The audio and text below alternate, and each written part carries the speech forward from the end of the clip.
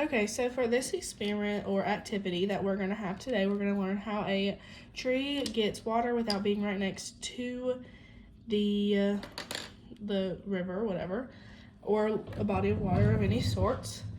So what you're going to need is just a piece of paper. It can be out of a notebook, it can be printer paper, anything. And then you're going to need some colored pencils. Doesn't matter which ones, just as long as you kind of got a brown, a green, a blue, and a gray or a black. And I have some fun scented ones here, so it could really be any kind of that you want. And then a piece of paper. So the first thing that we're gonna do when, excuse me. So we're gonna draw our little campus. So right here, it's not that big, but this is GCSU. This is where our campus is. And then, of course, underneath it is some grass. So just grass right in through here. Color it all in. You can't really see my green that well, but you can see I'm using green and I'm coloring this grass in. And then for our tree, I'm gonna make him kind of big. And I'm going to use this marker actually to make sure you can see it. And then also for our tree, you're going to want to also take your brown again and do just some roots going into the ground.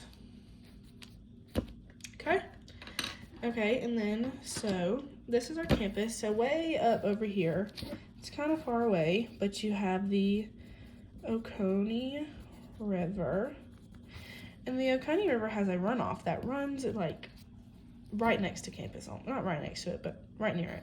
So we're gonna have our little Oconee Greenway go all the way over here, going towards the grass. So it connects at one point.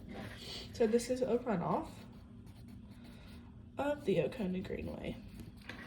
And then we're gonna draw some clouds. So you got your clouds in the sky.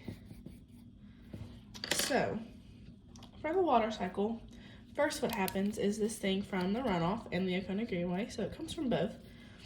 The water will go up and precipitate into the clouds, usually from steam, or a lot of times you can't even see it. So precipitation. Nope, this is not precipitation actually.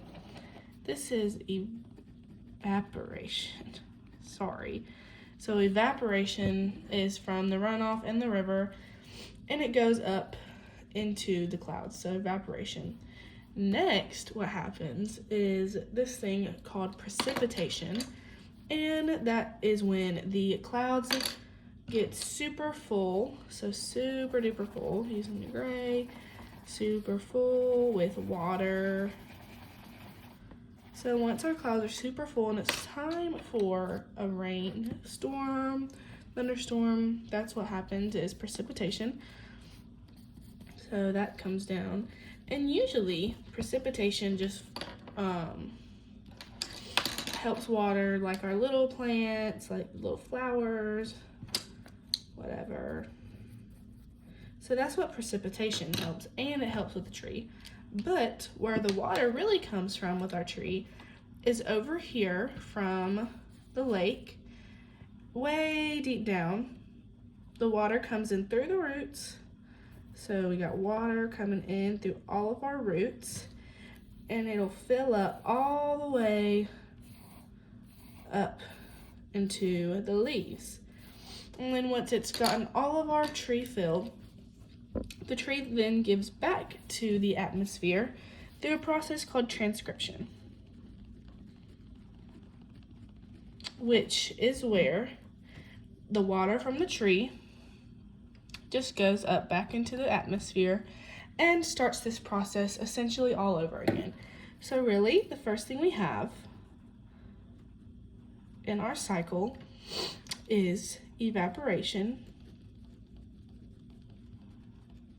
then precipitation.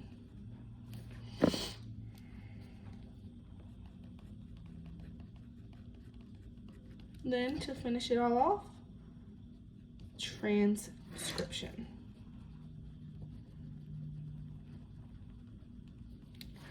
But where our water gets its, or where our tree gets its water from, is from underground in the roots, way down here. But then it also goes up. The tree also helps in the water cycle and does transcription, essentially starting the process all over, starting at evaporation once again.